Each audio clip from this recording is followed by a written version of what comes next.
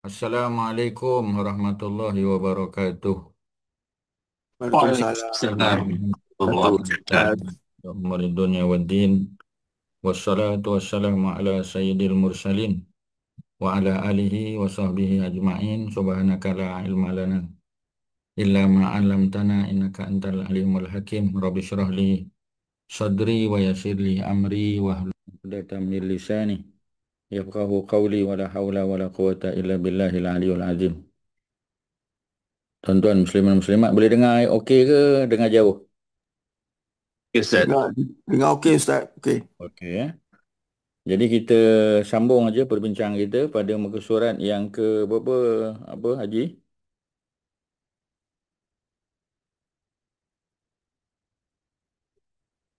One for two.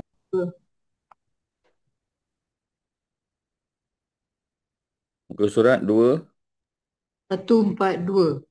142. Dah hafal dah apa ni doa iftitah? Tonton Sikit-sikit. lah ya. Doa dalam solat dah hafal dah usaha untuk hafal lah. Lepas separuh Ustaz. Tak apalah sikit-sikit ya. Yang penting kita usaha lah. Nak dapat dalam masa sekejap memang tak boleh kan. Jadi usahalah sikit-sikit supaya kita dapat ya membaca yang terbaik lah ya, yang paling selalu Nabi baca dalam hidup Nabi. Jadi Nabi dalam hidup ya dah tentulah Nabi memilih ya yang paling banyak, yang paling kerap yang Nabi baca adalah ya hadis 286 daripada Abi Hurairah ya. Kalau kita boleh ulang sekali sebelum kita masuk bab baru ya. Jadi sebutannya ialah apa dia ya, Nabi selalu baca. Apabila Nabi takbir, Nabi diam sebentar ya. Kemudian Nabi baca apa yang Nabi baca? Nabi baca Allahumma ba'id baini ya. Allahumma ba'id baini ya Allah, jauhkanlah ya, jauhkan apa? Jauhkan aku daripada kesalahan aku ya. Allahumma ya Allah ba'id, jauhkan ya baini antara aku wa baina khotoyaya, jauhkan aku dengan kesalahan aku, dosa-dosa aku, kama seperti mana ba'atta engkau telah jauhkan bainal masyriqi wal maghrib, engkau telah menjauhkan di antara timur dan barat ya. Yang kedua, Allahumma naqqini ya Allah, sucikan aku, bersihkan aku min khotoyaya, daripada kesalahan-kesalahan aku, kama seperti mana yunaqqas saubul abyadu minad danas, seperti mana dibersihkan, dicuci ya pakaian yang putih daripada kekotoran. Yang terakhir, Allahumma silni ya Allah, mandikan aku ya min khotoyaya, daripada kesalahan aku, bilma dengan air, wasalji dengan salji, wal barat dengan embun ya, embun yang dingin. Hadis muttafaqun alaihi, hadis riwayat Al-Bukhari dan Muslim. Ya, kalau yang Bukhari riwayat pun dah bagus dah ya, Muslim riwayat pun dah bagus, ni dua-dua riwayat. Riwayat pula oleh Abu Hurairah ya, sahabat Nabi yang paling banyak meriwayatkan hadis. Kemudian ya duduk dalam dua kitab sahih Bukhari dan Muslim, maka dia duduk sebagai ranking nombor satu lah ya dalam dalam apa kita panggil bacaan doa iftitah. Jadi usahalah tuan-tuan ya. Memang tak boleh nak dapat semua, sikit-sikit lah kita kata ya, sikit-sikit hafal Allahumma ba'id baini ya. Kalau tuan-tuan dah berusaha daripada minggu lepas, maknanya paling kurang ya, yang pertama, baris pertama tu dah hafal dah. Allahumma ba'id baini wa baina khotoyaya kama ba'adta bainal masyriqi wal maghrib. Tak apalah tuan-tuan, seminggu satu pun tak apa. Ya, yang penting tuan-tuan usaha ya. Sebab Ustaz dah sampaikan dia punya peringatan, kita dah baca hadisnya beberapa kali. Menunggu action lah ya, taken by tuan-tuan untuk apa kita panggil ya, membaiki apa kita panggil mengupgrade lah ya. Kita upgrade, kita baiki ya, kita naik taraf ya, kita punya kualiti amal kita tuan-tuan ya. Kita baca ataupun kita amalkan ya bacaan yang Nabi sering baca. Okey, selesai. Jadi kita masuk yang baru ya, hadis 287 di bawah ya. An Umar annahu kana yaqul subhanakallahumma wa bihamdika tabarakasmuka wa ta'ala jadduka wa la ilaha ghairuk ya. Ni pun biasa dibaca ya. Sanadnya munqati' ya. Tapi sanadnya munqati'. Tapi tak apalah tuan-tuan ya. Yang pertama tu dah cantik dah. Tapi kalau kita dengar ada orang baca ya, bila dia apa kita panggil subhanakallahumma wa bihamdika ya, wa tabarakasmuka wa ta'ala jadduka wa la ila ghairuka. Riwayat Imam Muslim tapi sanadnya terputus, ya. Riwayat Imam Ad-Darqutni mausul wa marfu'an, ya, marfu'an. Jadi dia punya apa kita panggil, ya, dia punya apa kualitinya rendah sikit lah, ya. Jadi ambil yang hadis, ya, 286 tu pun dah cantik dah tuan-tuan, ya. Tak perlu kita ambil yang lain lah. Okey, ya. Ada apa-apa apa ni respon ataupun apa-apa yang tuan-tuan dan puan-puan nak tanya, silakan. Ada apa-apa sebagai mukadimah? Kalau ada lah. Ada? Tak ada, ya. Tak ada, kita terus saja pada 288 wa nahbuhu, ya, daripada Abu Sa'id Al-Khudri. Jadi seperti mana yang hadis sebelum ni, ya, daripada Umar, ya, ni daripada Abu Sa'id Al-Khudri, ya, nombor 7 lah dalam senarai perawi hadis paling banyak. Jangan lupalah tuan-tuan, ada 7 sahabat di kalangan sahabat Nabi, ya, yang paling banyak meriwayatkan hadis. Jadi jangan lupalah, atas sekali Abu Hurairah kita dah jumpa dah tadi. Ya, Abu Hurairah paling tinggi sekali. Yang kedua, ya, yang kedua ialah Abdullah ibnu Umar, ya, anak Sayyidina Umar. Bapaknya tak banyak menghafal hadis, ya. Tak sampai 500 hadis lah. Tapi anak dia Abdullah bin Umar, ya. Kerana kanak-kanak ni merupakan golongan yang tidak ada bebanan tugas. Mereka tak perlu cari duit, ya. Tak perlu pergi ke pasar berniaga, tak perlu pergi ke ladang, ya, ke kebun untuk buat kerja-kerja ladang, tak perlu mengembala kambing, ya. Kerana mereka ni adalah kanak-kanak, ya, yang mereka boleh fokus pada belajar lah. Terutamanya, ya, daripada baginda Nabi SAW. Kerana Nabi, ya, memang full time jadi Nabi ni. Tak ada buat kerja lain lah, ya. Memang sentiasa bergelumang dengan penurunan ayat Quran, ya, dengan memberi nasihat, mengimamkan solat, menyelesaikan masalah di pengadilan, ya, jadi hakim negara, jadi ketua apa kita panggil ketua imam, ya. Jadi apa lagi, ketua tentera, jadi ketua negara, ya.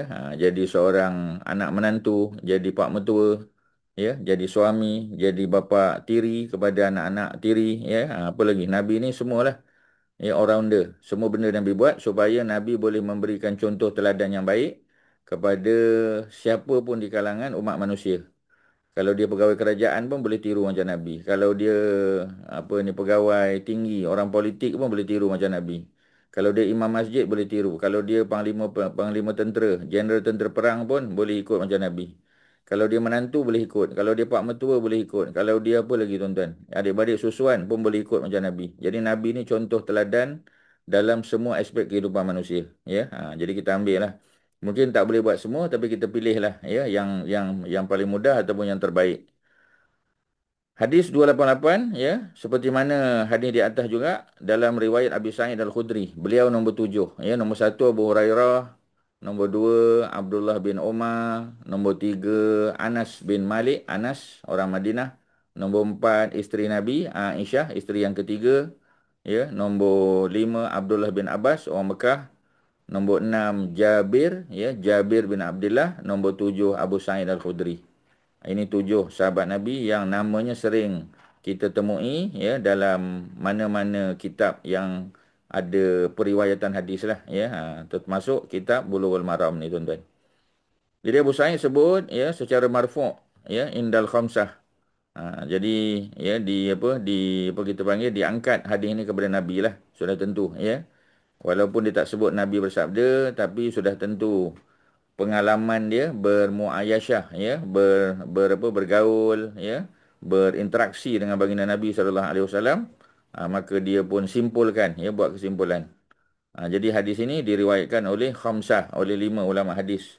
Ya, 5 ulama hadis ni, ya, maknanya mereka yang membukukan hadis. Tadi 7 tu, ya, para sahabat Nabi yang meriwayatkan hadis, ya, Abu Hurairah, Abdullah bin Umar, Anas bin Malik, Aisyah tu kan. Yang ini pula, ya, ada 7 lagi yang membukukan hadis ini, ya. Kita dah sebut, ya, pada muka surat yang keempat, ya, ada pada muka surat yang keempat, ya, 4 apa ni nombor ni, ya, nombor apa kita panggil, ya, abjad kita lah, ya, 1 2 3 tu nombor 4. Jangan tengok pada yang Roman tu, ya. Tengok pada yang nombor biasa lah, ya, nombor Latin kita ni, ya. 33. Ya, muka surat 4 ada 7 ahli hadis. Imam Ahmad bin Hanbal, Imam Al-Bukhari, ya, Imam Muslim, Abu Daud. Tuan-tuan kita akan jumpa setiap kali. Ya, kalau tuan-tuan apa ni belum berusaha untuk mengingat, ya, ada muka surat yang keempat tu. Ambil contohlah kat situ. Ya, jadi ada 5, ya, ada 7, kemudian ada 6, ya, kemudian kita ada 5. Kalau 5 tu siapa dia? Ya, Imam Ahmad bin Hanbal, Abu Daud, ya, ataupun kita mulakan dengan Tirmizi lah, ya. Imam Ahmad bin Hanbal, Imam At-Tirmizi, Imam Abu Daud, Imam Nasai dan Ibnu Majah, ya, ada 5. Jadi itu dimaksudkan 5. Kalau kita tak tahu, dia takkan ulang lah. Pasal dia dah bagi pada panduan, ya, pada table of content tu, ya, pada mukadimah dia dah bagi tahu. Jadi dalam hadis ni dia tak sebut dah. Ya, marfu' di apa? Di sisi 5 ahli hadis. Siapa 5 ahli hadis tu? Ya, kita kena tengok merujuk kepada muka surat 4 tadi.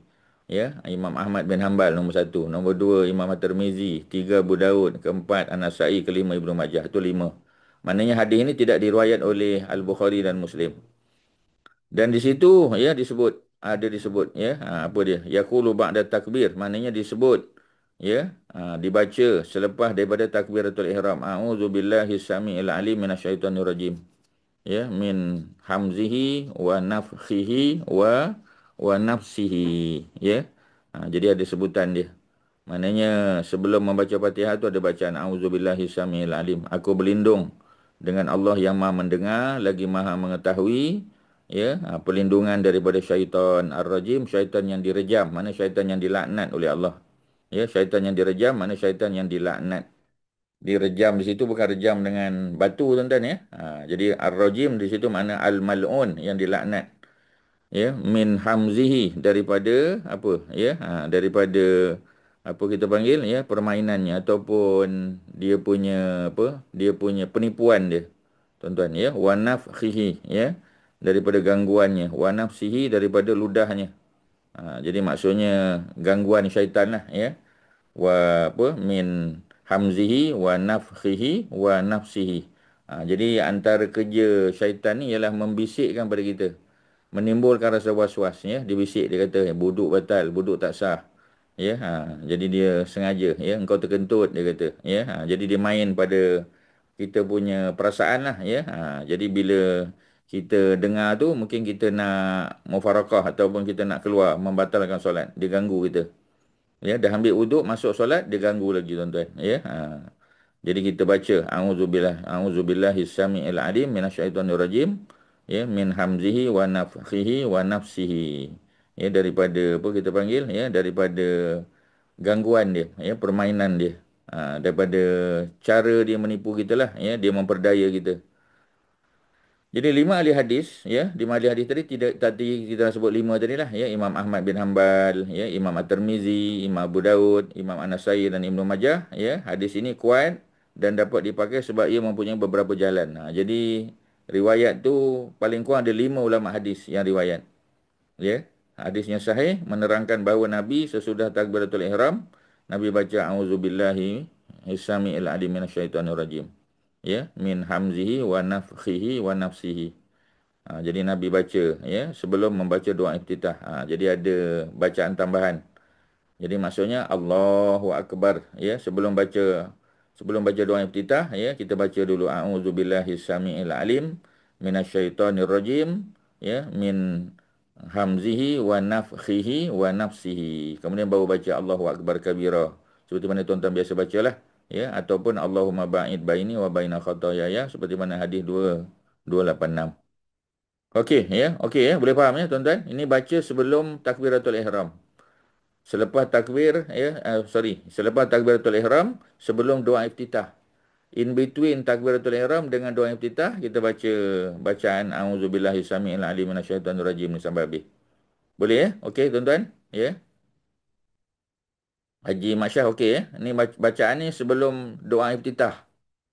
Ya, in between takbiratul ihram dengan doa iftitah. Boleh faham, ya, Kak Wan? Okey. Kak Mas? Boleh Ustaz. Ya, ya. Orang lain, okey? Boleh Ustaz. Okey, Ustaz. Boleh faham, ya?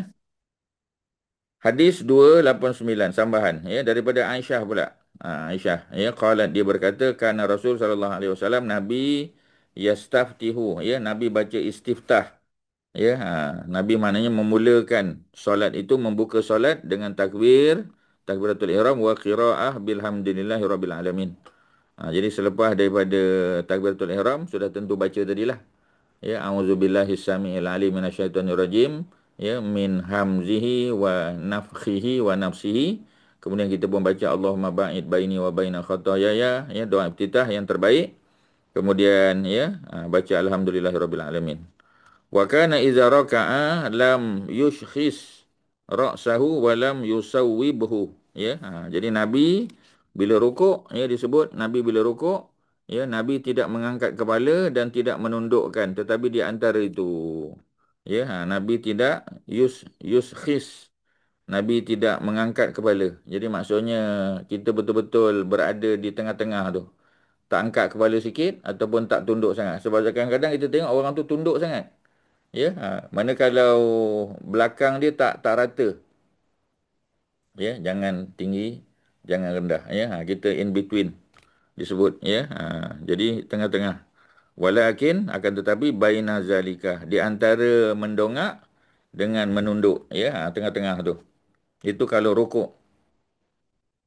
Wa kana idza rafa'a min rukuk, ya, dan Nabi bila mengangkat kepala, ya, bangun daripada rukuk, lam yasjud hatta yastawi qa'iman, ya, dan Nabi tidak akan sujud, ya, tak akan turun sujud sehingga Nabi berdiri tegak, ya, Nabi berdiri tegak, maknanya Nabi tidak akan, maknanya ke belakang sikit, ke depan ke tak, ya, berdiri tegak elok, ya, dengan syarat kita tak ada masalah belakang lah, ada masalah apa kita panggil, ya, tulang belakang ke apa tu orang lain lah, itu ada pengecualian lah mungkin, ya. Tapi yang ini tak, ya, kita sihat, kita kata boleh berdiri tegak betul-betul. Jadi maknanya bila bangun daripada rukuk, Nabi tidak akan sujud selagi mana Nabi tidak, ya, menegakkan, ya, belakang Nabi tu. Yastawi qa'iman, ya, hatta yastawi qa'iman atau hatta yastawi qa'iman.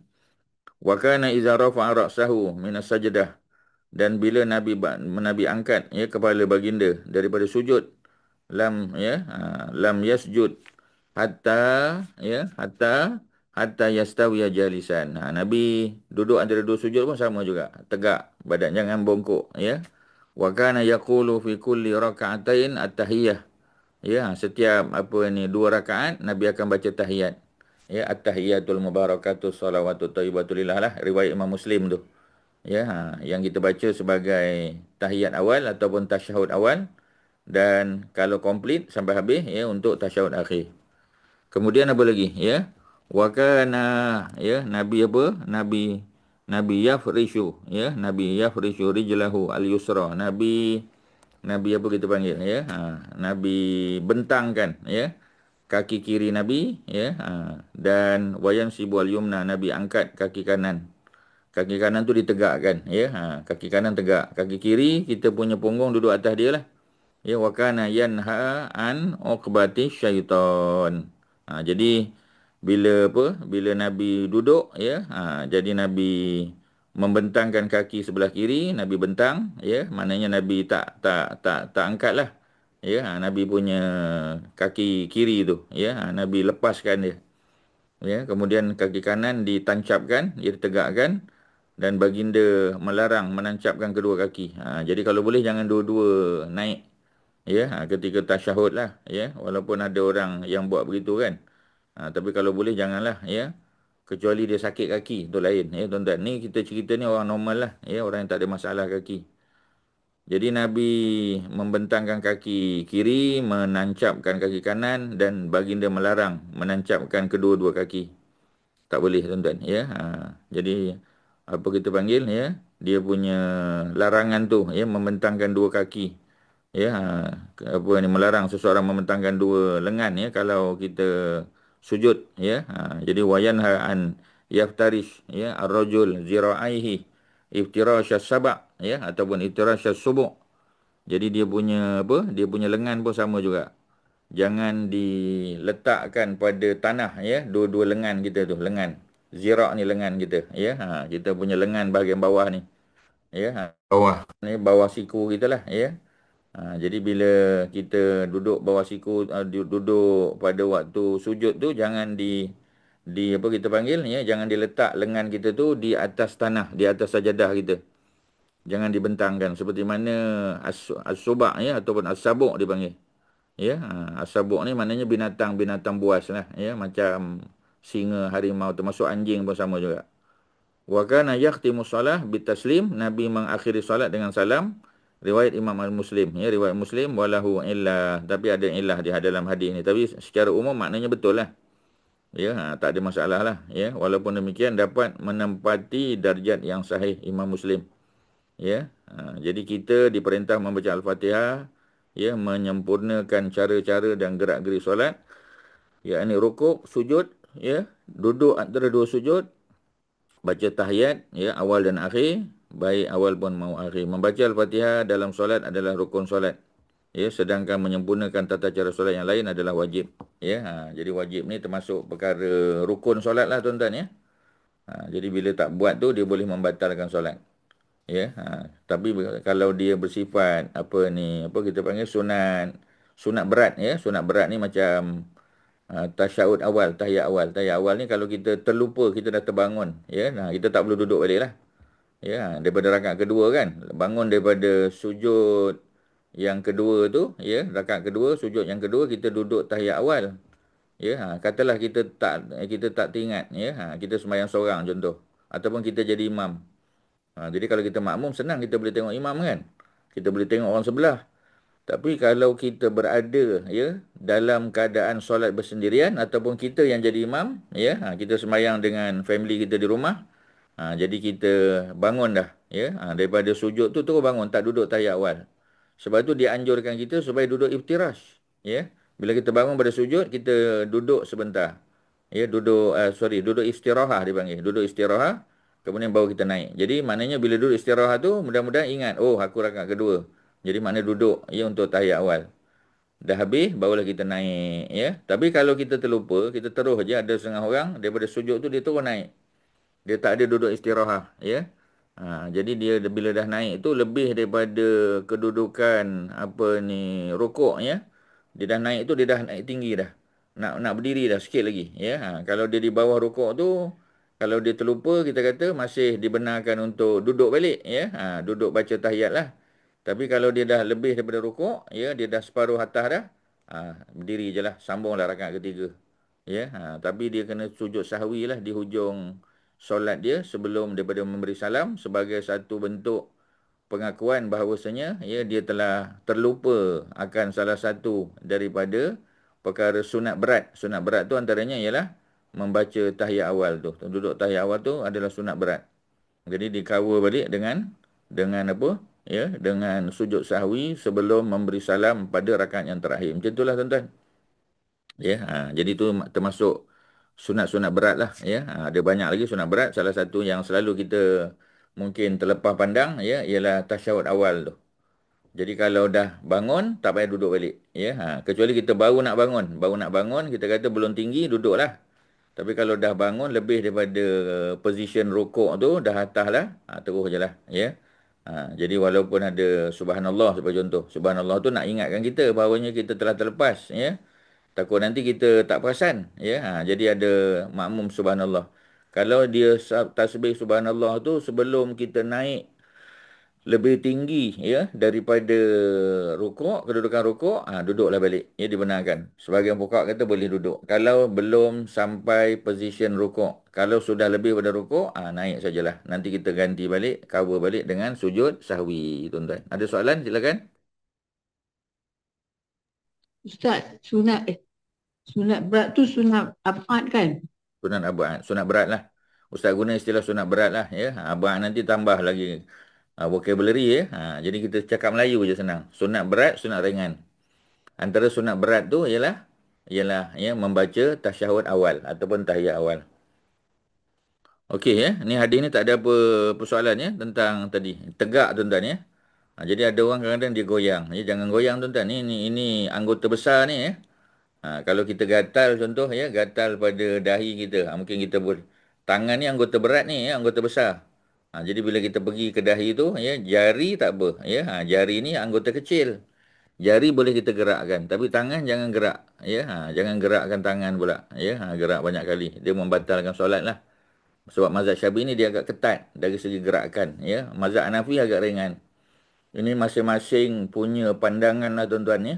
Jadi dalam mazhab kita Syafi'i ini tak boleh bergerak lebih pada 2 kali secara berturut-turut.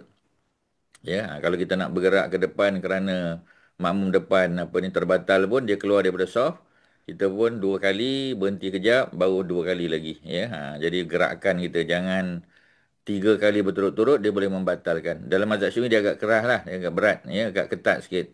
Mazhab Abu Hanifah tak ada masalah ya. Mazhab Hambali pun kita tengok ya, orang Arab kadang dia gerak tu 3-4 kali dan tak batal bagi dia lah ya.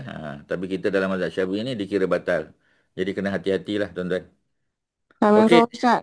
Waalaikumsalam betul lah. Semasa doa iftitah tu lepas Auzubillah tu kita tak baca Bismillah Ustaz. Doa iftitah tak perlu baca bismillah. Yang baca bismillahnya Fatihah lah.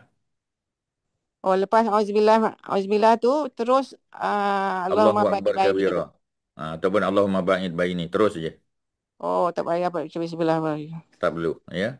Oh. Jadi bismillah tu dibaca nantilah ya. Sunat baca auzubillah minasyaitonirrajim nanti sebelum Fatihah lah. Antara perkara sunat yang boleh kita buat auzubillah minasyaitonirrajim baru bismillahirrahmanirrahim alhamdulillahirabbil alamin. Tapi kalau bismillahirrahmanirrahim saja pun memadai lah. Ya, tapi kalau boleh didahului dengan auzubillah minasyaitonirrajim dapat pahala lebih lah.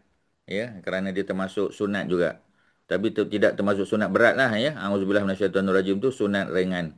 Sunat hayat dipanggil ya dalam mazhab kita Syafi'i. Tak perlu baca bismillah ya sebelum doa iftitah tak perlu. Ya, cukup auzubillahi samiil alim minasyaitonirrajim min hamzihi wa nafthihi wa nafsihi cukup. Kemudian terus baca Allahumma ba'id baini tadi ataupun Allahu akbar kabira. Itu je lah tuan-tuan ya. Okey ya. 290 daripada Ibnu Umar ya. Ibnu Umar tadi perawi hadis nombor 2 selepas Abu Hurairah, jangan lupalah. Ya, Abi Hurairah nombor 1 ya. Ibnu Umar nombor 2, anak Sayyidina Umar. Nama penuhnya Abdullah bin Umar ya, macam Abbas punya anak juga Abdullah bin Abbas. Sahabat Nabi ni banyak yang namanya Abdullah, anak-anak lah ya. Abdullah bin Umar contoh anak Umar. Abdullah bin Abbas anak Abbas. Abdullah bin Azubair anak Azubair, sahabat Nabi juga ya, yang jadi anak angkat Nabi. Apa ni Abdullah bin Azubair ni. Anak angkat Nabi dengan Aisyah lah ya. Pasal Aisyah tak ada anak dengan Nabi, jadi dia nak anak angkat. Jadi Nabi minta dia ambil anak mak apa kita panggil ya, anak kakak dia. Asma ya, binti Abi Bakar, supaya tidak ada masalah mahram lah ya, mahram. Jadi mahram sebab anak tu lelaki, jadi tak ada masalah mahram dengan Nabi lah, pasal Nabi pun lelaki. Jadi mahramnya dengan Aisyah kan. Jadi oleh kerana Abdullah bin Azubair itu anak Asma ya. Jadi mana anak kandung Asma dan dia juga adalah kakak pada Aisyah, maka Abdullah bin Azubair itu tidak ada masalah dengan Aisyah lah, dia adalah mak saudara kandung dia. Jadi kalau bersentuh tak batal wuduk ya. Jadi kalau kita nak ambil anak angkat ya, lebih utama ya, lebih selamat kita ambil daripada kalangan anak-anak ya, kakak ataupun adik perempuan kita ya, supaya tidak ada masalah bersentuh tadi ya, masalah mahram, batal wuduk dan sebagainya tu tak ada isu lah ya. Kita boleh pegang dia, dia pun boleh sentuh kita tanpa membatalkan wuduk, kerana kita ya, hubungan kita mahram dengan dia, tak boleh berkahwin. Jadi itu contoh teladan yang Nabi bagi dalam sirah ya, untuk panduan kita sebagai umat manusia ya. Melainkan sekarang kita boleh susukan lah ya, kita boleh susukan ya, injek hormon pada perempuan tadi tak kahwin lagi. Jadi dia nak ambil anak angkat contoh ya. Dia seorang wanita yang berjaya ya, career woman. Tapi dia tak nak ada komitmen perkahwinan ya. Tapi dia nak ambil anak angkat ya. Dia nak ada komitmen jaga anak, nak dapat pahala jaga anak. Ya, jadi dia pun ambil anak angkat ya. Anak angkat tu mungkin dia ambil daripada Jabatan Kebajikan Masyarakat lah ya. Jadi maknanya dia punya hubungan dengan budak tu hubungan orang asing lah. Tapi dia boleh pergi ke klinik kesuburan ya, minta bagi satu jab ya, injection, masukkan hormon dalam tubuh dia ya, sehingga dia boleh mengeluarkan susu badan dia, susu dada dia ya. Dia susukan budak tadi pun baru berusia baru baru kita kata mungkin 6 bulan, 7 bulan, ya. Budak lelaki contoh ataupun budak perempuan tak ada masalah lah. Tapi biasa dia ambil budak lelaki lah, ya. Jadi kalau dia ambil budak lelaki, ya, dia susukan, okey lah. Dengan 5 kali kenyang, dengan syarat 5 kali kenyang. Budak tu 5 kali kenyang menyusu daripada susu dada dia. Ya, sehingga budak tu menjadi anak susuan dia, mahram dia. Nanti kalau akan datang katalah dia berminat nak berkahwin pula, ya, tak ada masalah lah. Ya, sebab budak tadi lelaki kan, tak ada masalah dengan suami dia. Tapi kalau dia ambil anak perempuan, ya, memang tak perlu dia susukan budak tu. Ya, tak ada hajat lah kan. Sebab dia rasa tak ada apalah, dia pun tak nak kahwin, ya. Tapi sampai tu tahap, ya, dia jatuh hati pula dengan seorang lelaki nak berkahwin. Jadi apa ni, budak perempuan tadi dengan suami dia tak ada hubungan mahram. Jadi macam mana? Jadi lebih baik sama ada dia ambil anak angkat lelaki atau perempuan, ya, yang belum berusia 2 tahun, ya, maka kita susukanlah dia. Ya, pergi ke klinik kesuburan, bagi dia injection, ya, masuk hormon dalam tubuh dia, boleh mengeluarkan susu, boleh menyusukan budak tadi 5 kali kenyang, sekurang-kurangnya, lebih lagi tak apalah. Ya, sehingga budak tadi menjadi anak susuan dia. Kalau dia berkahwin dengan laki-laki mana-mana pun, ya, lelaki itu menjadi bapa susuan kepada anak tadi. Jadi selesai masalah mahram lah. Okey tuan-tuan, ya, itu isu yang pernah berlaku zaman Nabi. Sebab zaman Nabi kita tak ada, apa kita panggil, teknologi perubatan belum sampai macam sekarang.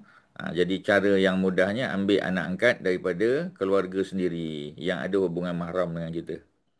Okey, ya, ada soalan? Silakan tuan-tuan. Masalah anak angkat, ya, seperti mana sekarang ada masalah anak angkat, dulu pun sama. Zaman Nabi pun ada. Nabi pun ambil anak angkat.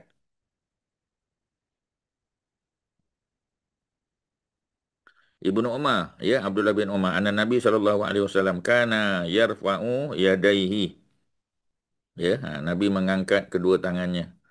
Bila Nabi angkat kedua tangan, ya. Nabi angkat kedua tangan tu, yang pertama hazwa mangkibaihi, ya, separas hazwa tu separas dengan mangkib ialah apa ni, bahu, ya, dua bahu, izaftah taha as-salah, ketika Nabi membuka solat, maknanya takbiratul ihram, Allahu akbar, angkat separas dengan bahu. Itu antaranya tuan-tuan, ya. Boleh angkat sampai telinga, cuping telinga, ya, dan boleh angkat sampai dada saja. Perempuan dada je lah, ya, lelaki boleh angkat sampai bahu, separas bahu, ataupun sampai separas telinga. Wa iza kabbara di rukuk, ketika Nabi takbir untuk rukuk, ya, Nabi juga angkat dua tangan separas bahu. Wa iza rafa'a ra'sahu, ya, min rukuk, dan ketika angkat ke apa ni, ketika angkat kepala, ya, sami Allahu liman hamidah, angkat lagi. Jadi tiga je lah, ya, tiga keadaan kita angkat tangan, dua tangan, ya. Ketika takbiratul ihram sekali, ya, itulah sekali takbiratul ihram. Yang kedua daripada bacaan Fatihah dan surah nak rukuk, ya, angkat tangan. Daripada rukuk nak bangun iktidal, angkat tangan. Tiga keadaan saja. Setiap rakaat, ya, apa ni, Fatihah ada. Jadi nak turun rukuk pun angkat, nak bangun daripada rukuk pun angkat. Ya, takbiratul ihram hanya di permulaan solat. Satu lagi waktu kita angkat dua tangan ialah pada waktu kita bangun daripada tasyahud awal.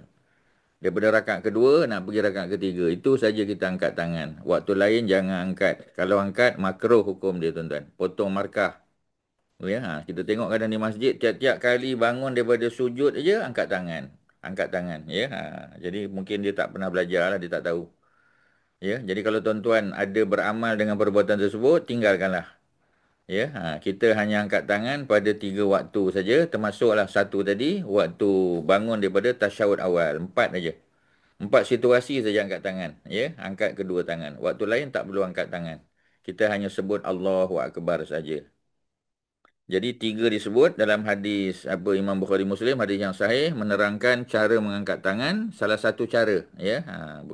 Bukan satu-satunya cara, ya. Salah satu cara, ada 3 cara tadi. Pada waktu takbiratul ihram, ya, kemudian, ya, apa, dan takbir, ya, takbir intiqal dipanggil. Takbir intiqal ni mana takbir perubahan rukun daripada apa ni, qiyam nak rukuk, ya, Allahu Akbar. Daripada rukuk nak sami Allah liman hamidah, nak i'tidal. Itu bertukar ya dia punya rukun dia, maka kita dahului dengan takbir, dan takbir itu dipanggil takbir intiqal atau takbir intiqalat. Nama dia takbir berpindah rukun. Intiqal tu berpindah, bertukar ya. Takbir intiqal, takbir bertukar ataupun berganti rukun ya. Kalau jamaknya intiqalat sebab dia banyak kali kita ganti, bukan sekali je. Kalau takbiratul ihram memang sekali je. Sebab tu kita panggil takbiratul ihram.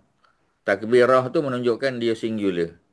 Tapi kalau takbiratul intiqal tak betul lah ya. Salah tu ya. Takbir al-intiqal. Ya, takbir al-intiqal, bukan takbirat, bukan, salah. Ya, buanglah perkataan ya.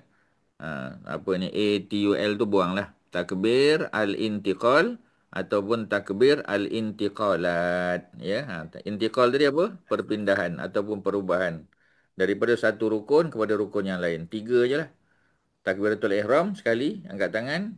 Ketika qiyam nak turun rukuk, kali kedua. Rukuk nak naik apa ni i'tidal, 3. Dan bila turun rukuk ya, bila turun sujud tak ada angkat tangan dah. Ya, bangun daripada sujud pun tak angkat tangan, melainkan bangun daripada tahiyat awal. Lepas sujud kedua, rakaat kedua, naik tahiyat awal ya. Kemudian daripada tahiyat awal nak naik pergi ke apa ni ke rakaat yang ketiga, baru angkat tangan. Lain pada tu tak ada angkat. Jangan angkat tuan-tuan. Ya, Imam apa ni Ibnu Hajar kata, ya walaupun tidak batal tapi hukumnya makruh. Sebab kita angkat pada tempat yang bukan sepatutnya diangkat. Jadi ibadah ni jangan pandai-pandai, suka-suka tambah lah. Ya, kalau kita tambah takut memberi kesan. Kalau batal, kalau apa, kalau tolak markah tu tak satu hal lah tuan-tuan ya. Yang ni kalau batal habis. Burn solat kita tuan-tuan ya, kosong pahala. Jadi tu dia punya konsep dia ya. Yang Nabi tunjuk buat, yang Nabi tak buat tinggal. Senang tuan-tuan, selamat kita dalam hidup ni. Antaranya takbir tadi lah ya, angkat tangan tu. Jangan main suka-suka hati angkat aja. Ya, kadang-kadang kita tengok kita sembahyang sebelah orang, orang tu angkat saja. Ya, kita nak tegur, macam mana nak tegur ni? Cari masa ya. Nanti lepas solat ya, kita zikir, lepas kita zikir nak tegur dia, dia cabut dah. Dah tak ada peluang. Ya, mungkin kita tak jumpa lagi dengan dia. Kalau kita jumpa senanglah ya. Kita boleh bagi tahu dia. Itu pun secara penuh hikmah lah. So ada setengah orang ni kalau kita tegur dia tak boleh terima kan. Dia melenting. Melenting terus tak bertegur siapa masa muka. Tu dia rugi ya. Kita kita tak rugi kan sebab kita dah bagi tahu. Tapi macam tadilah kita rasa sedih lah kan sebab kita bagi tahu benda yang betul. Tapi dia tak nak dengar ya. Tapi dari segi tanggungjawab kita lepas. Ya, cuma dia tu kesian lah kita tengok. Kesian lah kita kata Allahu Akbar, kesian dia buat benda makruh dalam solat. Dah lah pahala kita tak banyak. Minus point lagi tuan-tuan ya. Ada soalan silakan. Ada apa? Dr. Syari, ada apa? Hukumnya Syarin, wajib lah Ustaz kan. yang mana? Yang 4 tempat tu hukumnya wajib lah kan. Dia hukum dia sunat je. Dia tak wajib. Kalau wajib tak buat, berdosa. Ya, jadi dia tak wajib ya. Dia termasuk yang kita sebut sebagai ya, sunat yang apa kita panggil diberatkan. Sebahagian ulama kata sunat yang diberatkan. Maknanya jangan tak angkat lah. Ya, dalam mazhab kita Syafi'i. Ya, beza dengan mazhab Abu Hanifah tuan-tuan ya. Jadi tuan-tuan nak kena ambil perhatian lah kalau kita semayang sebelah orang Bangladesh ya, Bangladesh. Kadang kita ni khusyuk sangat kot. Ya, tak perasan. Kadang kalau kita tengok ya, macam kita masuk masjid kan, kita waktu solat Jumaat sebagai contoh orang lelaki. Jadi kita tengok ada orang Bangladesh masuk, orang Pakistan ke India ke kan, dia mazhab Hanafi. Cuba kita tengok dia solat macam mana. Ada tak dia angkat takbir tuan-tuan? Tapi tuan-tuan kena observe. Ya, masalah kita ni kadang-kadang kita tak nak busybody lah. Dia bukan busybody. Ya, kita nak tahu macam mana orang mazhab Hanafi sembahyang. Kalau kita pergi Mekah Madinah lagi banyak lah kan. Kita jumpa orang Hambali kan, orang Saudi, daripada Emirat, Qatar, ya, ni semua Hambali. Kalau daripada apa kita panggil ya, kalau Jordan contoh, Jordan, Palestin, ya, apa ni Syria, ni kebanyakannya Hanafi, orang Mesir Hanafi. Ya, kalau dia daripada northern part of apa ni Afrika kan, Morocco, Tunisia, ya, mereka ni kebanyakannya Maliki. Ya, kalau Spain contoh, ya, Arab Spain ni banyak Hanafi. Ya, kalau India, Pakistan aja kebanyakannya duduk mana pun, duduk kat Paris ke, duduk kat London ke. Kalau dia Pakistani, ya, Bangladeshi ni kebanyakannya mereka ni Hanafi. Kat Malaysia banyaklah Hanafi ni tuan-tuan ya. Kalau tidak tak adalah masjid India, masjid Pakistan. Jadi sekali-sekali cuba tuan-tuan pergi tengok ya macam mana dia sembahyang ya. Kalau kita sembahyang Zuhur Asar mungkin tak perasan lah. Kalau kita sembahyang Maghrib Isyak ataupun subuh ya kita boleh tengok macam mana pelaksanaan dia ya. Sebab itulah tuan-tuan berjalan mesti jumpa lah. Tuan-tuan pergi Turki kan. Orang Turki mazhab apa Haji Mat Syah? Orang Turki agaknya. Mazhab apa orang Turki ni? Salah tak apa tuan-tuan? Ya. Hanafi lah. Hanafi ya. Orang Cina, Cina Tak tahu Cina Ustaz. Beijing ke Shanghai ke tu orang apa tu agaknya? Tak tahu Ustaz. Orang Hanafi juga Haji. Orang Hanafi sama. Ya, jadi bila tuan-tuan pergi mana-mana tempat kan, tuan-tuan kan banyak berjalan. Ya, ada anak duduk dekat London lah, dekat New Zealand lah kan, ya, dekat Australia lah apa. Jadi bila kita pergi tu cuba kita observe. Ya, sebab kalau Australia contoh kan, ada banyak apa ni masjid orang Turki. Ya, jadi bila kita pergi situ kan, orang Bosnia contoh kan, kita jumpa dia, kita tengok. Kita tengok macam mana dia solat tuan-tuan. Ya, kalau kita solat subuh dengan dia contohnya, ada kunut tak? Kita tengok. Ya, ada baca bismillah kuat tak? Ya, ataupun bismillah tak kuat. Macam Mekah, okeylah kan. Memang kita pergi untuk haji umrah. Jadi tuan-tuan kena lebih observant. Sebab dalam hidup ni tuan-tuan, kita kena tengok orang.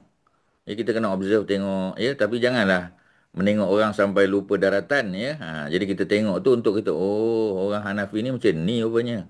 Ya, tuan-tuan tengok. Apa benda yang paling mudah nak tengok orang Hanafi ni tuan-tuan? Dia tak ada tomat ninah.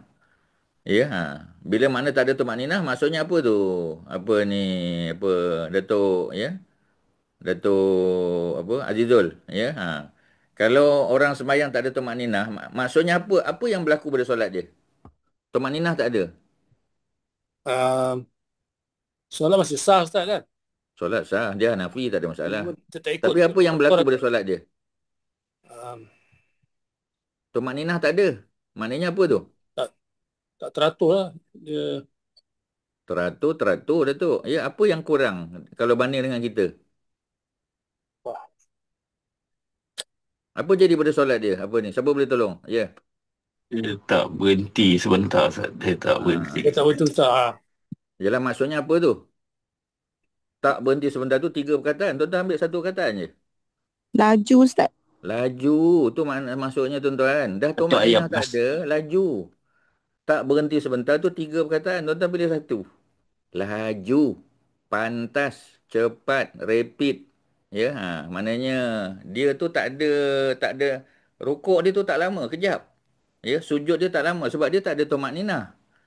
Ya, jadi kalau kita sebab ada duduk kejap kan, berhenti sekejap. Itu tomak ninah. Apa makna tomak ninah? Ya, tenang sekejap.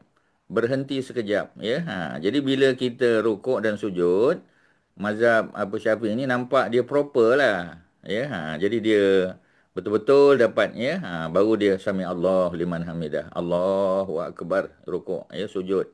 Jadi dia nampak proper lah. Ya, tapi masalahnya kalau kita tak dapat tumak ninah, kita tak dapat rakaat tersebut. Ya, bila kita Fatihah kan, ada setengah orang dia nak habiskan Fatihah. By the time dia nak rukuk saja, imam pun bangun daripada rukuk. Dia tak dapat rukuk dan tumak ninah. So, sembahyang tu dia boleh teruskan. Tapi dia tak dapat that rakaat, dia tak dapat, tuan-tuan. That specific rakaat dia tak dapat. Meaning dia kena tambah 1 rakaat setelah imam bagi salam. Pasal dia tak sempat. Ya. Dalam mazhab Syafi'i, masalah dia ialah kalau kita tidak rukuk dengan tumak ninah, kita tak dapat rakaat tersebut. Tapi dalam mazhab Hanafi, kalau dia rukuk je walaupun tak dapat tumak ninah, dia dapat rakaat tersebut. Itulah kelebihan dan kekurangan dia tuan-tuan. Ya. Itu kalau tuan-tuan observe. Pasal tuan-tuan banyak berjalan. Ya. Bila kita berjalan, kita pergi banyak tempat, ada Muslim kan, kita mesti berhenti masjid. Tuan-tuan pergi Bosnia contoh. Ya. Orang Bosnia ni, apa mazhab dia? Ya, orang Bosnia ni macam orang Turki lah tuan-tuan. Dia ni part of Turki kan dulu. Part of Ottoman Empire. Ya, dia Hanafi. Ya, cuma Saudi banyak datang Bosnia. Dia buat hotel. Dia buat masjid. Jadi kalau masjid Saudi, ya hotel-hotel Saudi, surau dan sebagainya, itu Hambali lah. Ya, jadi macam tu lah tuan-tuan ya. Macam orang Indonesia kan. Jadi dia buka apa ni, apa kita panggil, buka masjid di Bosnia contoh. Ya, ataupun dia buat masjid di mana-mana tempat lah. Ya, di Paris ke, di mana-mana tuan-tuan, bandar-bandar besar ni. Jadi oleh kerana masjid tu dibina dan dibiayai ya oleh orang Indonesia, maka mazhabnya Syafi'i lah. Tapi kalau masjid tu dibina oleh Turki, ya, apa ni, wakaf daripada Turki kita kata, Hanafi lah dia. Kalau Pakistan, India, Hanafi lah dia. Macam tu lah tuan-tuan, ya. Kalau dia orang Morocco, Tunisia, Maliki lah dia. Jadi kita kena observe lah, tengok dia ambil wuduk macam mana. Ya, sebab kita dalam hidup ni tuan-tuan, tuan-tuan tak boleh fikir diri sendiri je. Ya, kita kena tengok orang sebelah, ya. Kita tengok dia ambil wuduk kan. Contoh kita nak ambil wuduk. Tempat tu kecil, kita kata bagi laluan kita, ya. After you kita kata, dia pun ambil wuduk, kita tengok dia ambil wuduk. Oh, macam ni ambil wuduk. Ya, dia tak basuh kaki contoh, ya. Dia sapu je. Kebetulan kita pergi tu masa winter kan. Kita pergi bulan 12 ni. Bulan 1 kan winter, ya. Jadi kita tengok dia ambil wuduk macam mana. Kita belajar lah. Bila kita tengok, kita kata, oh, ya, Hanafi macam ni rupanya. Tapi tuan-tuan kena tahulah, negara mana tuan-tuan pergi, buatlah homework dulu tuan-tuan. Ya, jadi kalau kita Google je dah dapat dah maklumat. Ya, apakah mazhab dominan di Afrika? Contoh, Afrika belah mana? Kalau Egypt, Hanafi. Ya, kalau belah-belah Tunisia, Algeria dan juga Morocco, ya, tu apa ni, Maliki tuan-tuan, ya. Jadi kalau kita berjalan, kita kena ambil maklum tuan-tuan, pergi China lah, Yunnan lah pergi, ya, Guangzhou lah, Shanghai lah apa pergi, tuan-tuan pergi masjid, tuan-tuan tak tengok. Rugilah tuan-tuan, ya. Sebab orang Melayu kata, mak datuk nenek kita kata, ya, luas apa kita panggil, jauh perjalanan, luas pemandangan dia. Kita punya knowledge tu jadi banyak, ya. Sebab apa? Sebab kita dah pergi, kita dah tengok dah. Jadi baru kita tahu, ya, cara apa kita panggil, ya, cara dia ambil wuduk, especially dua lah. Ambil wuduk dan juga solat dia, ya. Dan kita tengok, ya, proper tak tempat dia untuk perempuan, untuk lelaki kan. Kita tengok. Hanafi dia biasanya untuk perempuan tu kurang sikit lah. Tapi ada, ya, cuma kecil kadang-kadang tempat dia, tak berapa selesa. Tapi ada lah, dia entertain lah, ya. Ada setengah tempat tak ada tuan-tuan. Uzbekistan, dia tak sediakan tempat untuk perempuan. Ya, untuk lelaki saja, ya. Ada soalan, silakan. Ustaz, Ya. mazhab Bali tu negara-negara mana Ustaz? Hambali, Saudi, Emirat, ya, apa ni, Bahrain dan Qatar. Kebanyakannya Gulf State lah, Haji. Oh, okey, terima kasih. Ya, ya, kebanyakan yang duduk di semenanjung tanah Arab, ya, maknanya Arabian Peninsula, Saudi. Tapi Yaman di bawah, kalau Yaman bawah tu, ya, on the top of the peninsula tu, ya, on the tip, ya, of the peninsula, yang southern part tu, Yaman, kebanyakannya tu, apa ni, apa kita panggil, Syafi'i lah, ya. Sebab orang Arab yang datang ke Malaysia, tuan-tuan, banyak orang Yaman.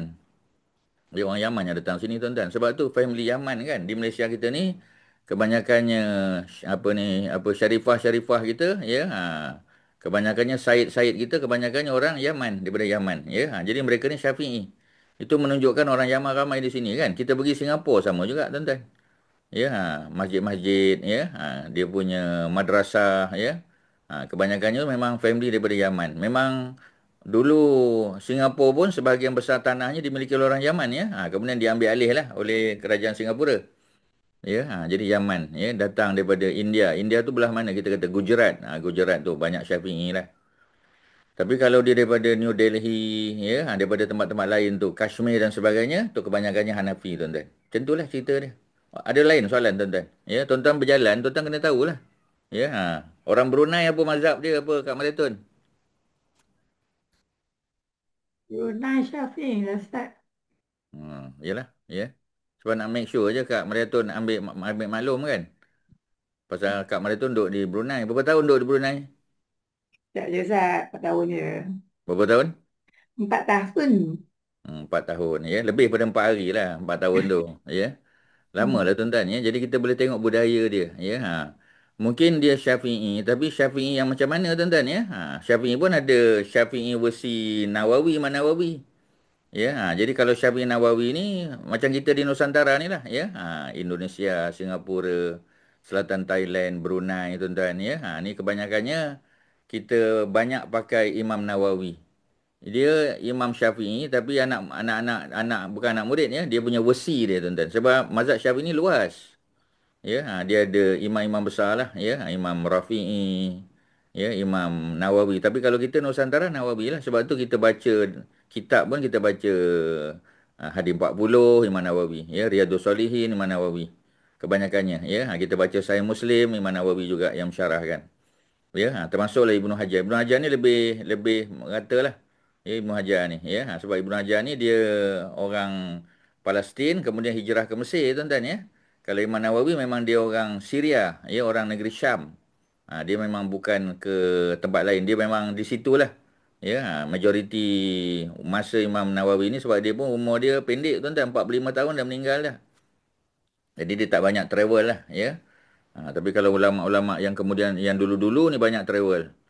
Tapi ulama yang datang kemudian ni, ya, mereka ni lebih banyak duduk di satu tempat. Tak perlu travel banyak dah. Sebab para ulama ni dah apa kita panggil, dah buat kitab. Ya, jadi kita mengaji di madrasah, di pondok aje lah. Ya, tak perlu pergi jauh-jauh sangat. Satu dua negara jalan dah lah. Pergi Mekah, Madinah tu untuk haji umrah. Ya, kemudian belajar daripada guru-guru di situ, kemudian balik, selesai. Kalau dulu tak boleh tuan-tuan ya, nak kena pergi Iraq, Basrah, Kufah, Baghdad belajar, pergi Mekah, Madinah, pergi Mesir, pergi Yaman, pergi negeri Syam ya. Jadi banyak perjalanan tu. Sebab dulu ilmu tu masih banyak tempat lagi ya. Kemudian dia dah jadi satu center lah. Di Mesir contoh Azhar. Jadi orang datang ke situ. Morocco contoh ya. Di Yaman contoh, di Syria, di Damaskus. Jadi tak perlu banyak pergi tempat lain. Macam kita di Malaysia pun dah cukup dah. Kalau kita tak nak pergi overseas, belajar UIA, belajar UM, USIM pun dah okey dah tuan-tuan. Cuma kalau kita boleh mengaji luar, lagi bagus lah. Ya? Bahasa Arab kita lagi bagus. Kita punya exposure lagi bagus kan. Sebab kita dah tengok negara orang. Kita dah tengok pelaksanaan Islam di negara-negara tersebut. So kita lebih matang lah. Contohlah tuan-tuan ya. Itu dah pergi ke apa kita panggil mazhab negara-negara ya dalam dunia ni tuan-tuan. Okey ya. Jadi kalau dekat US contoh kita pergi kan, US ke UK, tengoklah masjid tu siapa punya. Ya. Kalau masjid, kalau walaupun kita pergi ke apa kita panggil ke UK contoh kan. Tapi kalau masjid tu diselenggarakan, diurus oleh orang Bosnia, orang-orang Turki, Hanafi lah biasanya tu. Ya, apa ni, Pakistan ya, Paki ke ataupun Bangladeshi ke, Indian ke, atau Hanafi lah tu biasanya. Tapi kalau Saudi punya, ya, itu Hambali lah tuan-tuan. Hambali, mazhab Hambali, Ahmad bin Hanbal. Ya, kalau ada orang Yaman ke, orang Indonesia, Malaysia ke, tu biasanya Syafi'i lah tu. Tapi boleh tak ya, campur mazhab dalam satu tempat? Boleh lah, bergantung imam pula. Ya. Kalau macam Masjid Aqsa tuan-tuan, ya, Masjid Aqsa tu apa ni, apa kita panggil, bapaknya Imam Rawatib, ya, bapaknya mazhab Hanafi, anaknya mengaji Saudi mazhab Hambali. Jadi kalau anak dia jadi imam tak ada kunut subuh. Tapi kalau bapak dia jadi imam, ya, ada kunut subuh. Kecuali kalau ada isu besar lah ya, ada orang Islam kena bunuh ke, ada orang Islam kena kena apa kena apa kita panggil kena rampas ke apa kan. Tu Hambali pun akan baca doa juga. Tapi doa kunut nazilah. Ya, dia fokus pada nazilah. Macam itulah tuan-tuan ya, satu masjid tapi ada beberapa imam berbeza-beza. Okey ke? Tak ada masalah tuan-tuan, masing-masing punya ni lah ya. Jadi mereka lebih terbuka. Kalau kita orang Malaysia kadang agak agak apa kita panggil ya, agak tertutup sikit. Kalau kita tengok ya, ini daripada mana ni? Kita selalu ada prejudis. Ya, orang orang negara luar biasanya dia lebih terbuka tuan-tuan. Dia tak kisah. Ya. Ustaz pergi di apa kita panggil ya, di Georgia tuan-tuan, pergi satu masjid di Georgia. Ya, jadi bila kita pergi tu tuan-tuan ya, dia masjid dia kita tengok ya, ada batu ingatkan Syiah tuan-tuan ya. Dia kata sini apa kita panggil all are welcome dia kata. Ya, Syiah pun boleh datang sembahyang, Sunni pun boleh, mazhab apa pun boleh dia kata. Ya, lagi bagus tuan-tuan, lagi terbuka. Ya, tapi kita tengok imam dia lah ya. Lain imam dia lain macam tu Syiah lah. Ya, kalau imam dia macam kita kata macam biasa tu mungkin ahli sunnah wal jamaah. Macam tu lah. So kita kena ambil maklum lah tuan-tuan ya. Jangan tuan-tuan pergi tu sayang. Pasal kita berjalan banyak ya, tapi kita tak ambil maklum. Rugi tuan-tuan.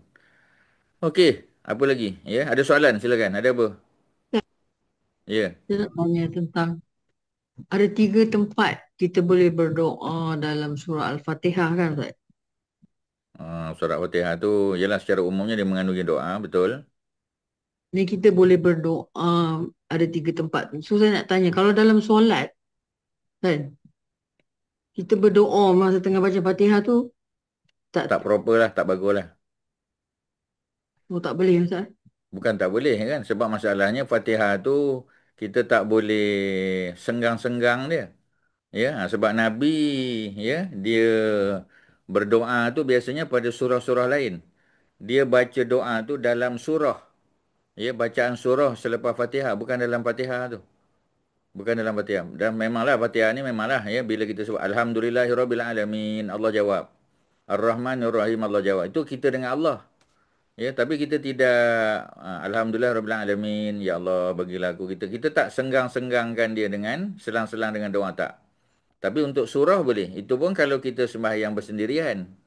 Ya, sebab sahabat kata kalau Nabi sembahyang bersendirian ataupun Nabi sembahyang malam, ya, baru Nabi berdoa. Bila sampai ayat azab, Nabi minta lindung pada azab. Bila sampai ayat rahmat, Nabi minta rahmat Allah. Ya, tapi dalam surah yang dibaca, bukan Fatihah. Kanap, ya. Lain soalan? Tuan-tuan, ada apa-apa? Ini berkaitan dengan solat, tuan-tuan. Ya. Tuan-tuan kena ada banyak soalan lah. Pasal ni melibatkan perkara pokok dalam agama. Ya, namanya solat, tuan-tuan. Solat ni tiang agama. Jadi, tuan-tuan punya solat ni kena first class. Ya, pasal yang kita nak present pada Allah, tuan-tuan, first and foremost solat. Ya, bukan zakat, ya, bukan sedekah, bukan apa tu, kemudian-kemudian, tuan-tuan. Solat tu dulu, ya. Haji umrah ke apa tu kemudian. Yang penting solat tu dulu, tuan-tuan. Jadi kalau solat kita bagus, first class, tuan-tuan, ya, sempurna, jadi untunglah kita. Sebab bila solat kita clear, maknanya apa? Maknanya dia membuka kemudahan kepada apa? File-file yang lain tu. File solat clear. File zakat, sedekah, kerja-kerja amal kita, ya, haji, umrah, doa, zikir dan sebagainya, dia akan memudahkan urusan yang lain. Pasal yang pertama tu dah clear dah, ya, pasal solat ni miftahul jannah, kunci syurga. Jadi kalau solat tu tak clear, tuan-tuan, tak dapat kunci, tuan-tuan. Ya, kunci kita tu bermasalah. Nak dapat kunci tu bukan main payah lagi. Kesana kemari, carilah itu apa semua susah. Tapi kalau kita dah ada kunci, senang. Ya, sebab kunci tu dah duduk dalam tangan kita. Solat kita tak ada isu, tak ada masalah. Jadi mudahlah tuan-tuan urusan dia. Okey, ya, tu kalau Ustaz boleh ingatkan diri Ustaz dan juga tuan-tuan, ya. Apa lagi? Dia hadis 291. Ya, Ustaz dah sebut tadi 4 waktu, ya. 4 keadaan kita takbir angkat tangan. Ya, angkat tangan. Angkat tangan pun sampai telinga boleh, cuping telinga. Separas dengan kita punya bahu ataupun dada. Tiga-tiga boleh. Ya, tapi orang kita kadang angkat tangan tu macam mana? Lebih kurang aja. Ya, jangan tuan-tuan. Buat betul-betul. Ya, dahlah pahala solat kita tu tak banyak, tuan-tuan, ya. Khusyuk kurang. Tiba-tiba kita kurangi markah itu dengan tidak bersungguh-sungguh ataupun tidak menyempurnakan kita punya rukun-rukun tadi tu. Ya, kalau batal, habislah, ya. Tapi kalau tak sempurna tu kurang pahala lah. Kurang pahala tu, tuan-tuan jangan kata, alah, setakat kurang pahala. Jangan, ya. Sebab kurang pahala tu kita tak tahu banyak mana. Daripada A jadi B, okey lah. Boleh tahan lagi, kan. Tapi kalau jadi C, tuan-tuan, ataupun sekadar lulus, tu sayang. Wa fi hadis Abi Humaid, ya. Hadis daripada Abi Humaid. Inda Abi Daud, ya, dalam Sunan Abi Daud. Jadi Abi Daud pengarang kitab dia. Abi Humaid, ya, yang dengar pada Nabi. Ya, apa dia kata, tuan-tuan? Yarfa'u yadaihi. Dia mengangkat kedua tangannya hatta yuhazi, ya, au yuhazia, sehingga separas bihima, ya, dua tangan tadi, mangkibaihi, dua bahunya. Ni hadis yang sama macam tadi juga. Ya, hadis yang sama macam apa ni, apa kita panggil, ya, hadis yang ke-290 tadi, tuan-tuan, ya. Jadi 290, 291 sama juga. Sejajar dengan apa? Dengan bahu dia. Ya, jadi maknanya hadis sebelum tu pun sama juga. Ya, jadi angkat tangan tu sampai bahu antaranya. Jadi dia punya apa? Dia punya hadisnya ada banyak, tuan-tuan, ya. Yarfa'u yadayhi hatta yuhaziya bihima mankibaihi. Summa yukabir. Jadi angkat dulu. Ya, angkat. Ya, angkat dan dia takbir, tuan-tuan, ya. Jadi Abu Daud meriwayatkan hadisnya sahih menerangkan cara mengangkat tangan pada waktu takbiratul ihram sejajar dengan dua bahu. Yang banyak, yang kerap kita tengok ialah sejajar dengan bahu. Mengangkat kedua tangan sejajar dengan bahu pada waktu takbiratul ihram adalah wajib. Jadi tuan-tuan jangan lupa, ya.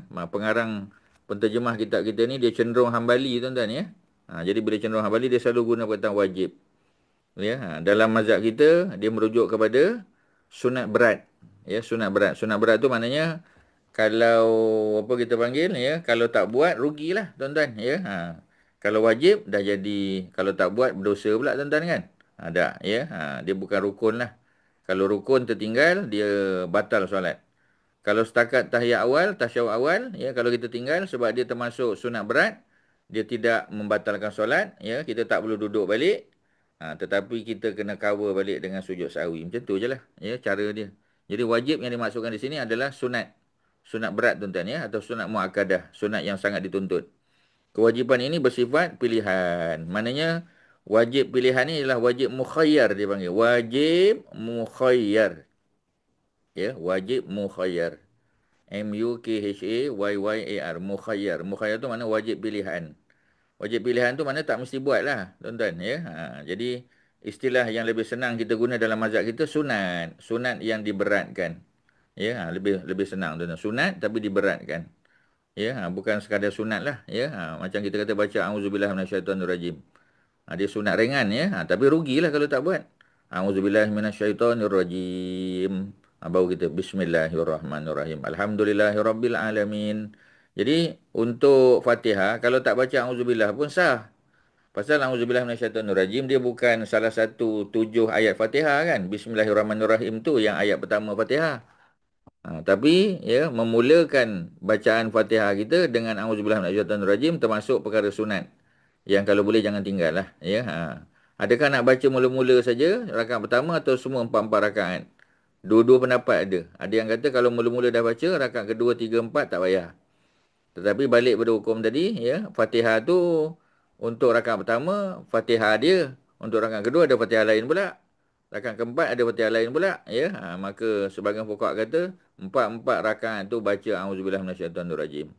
Kerana kita nak mulakan bacaan Fatihah ya, walaupun dah ada bismillahirrahmanirrahim, afdalnya tetap baca auzubillahi minasyaitonirrajim.